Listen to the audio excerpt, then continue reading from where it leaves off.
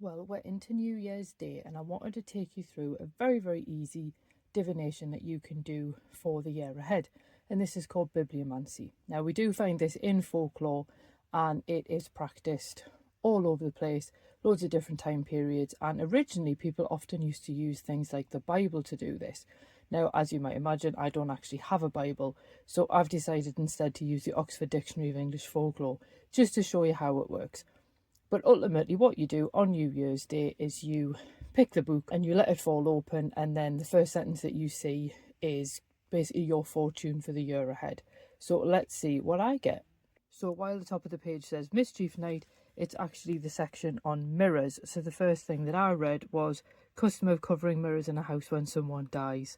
So that says a lot about what this year might actually be like. But there is another way of doing bibliomancy that I want to show you.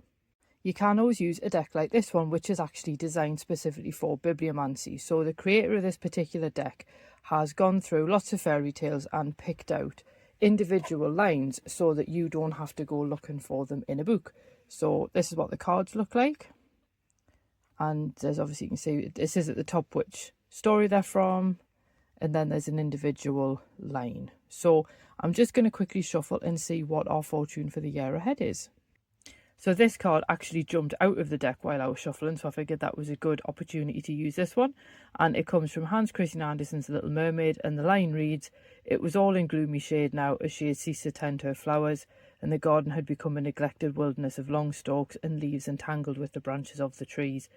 I'll grant you it's not the most positive omen for the year ahead, but of course we could then read that as being a good reminder to tend our gardens, quite literally, but also to tend what is important to us. So maybe that's what we need to work on this year. Who knows? But there's a little spot of bibliomancy for you, and you can try this yourself with any book that you have at home, or you can use a deck like this one if you happen to have one.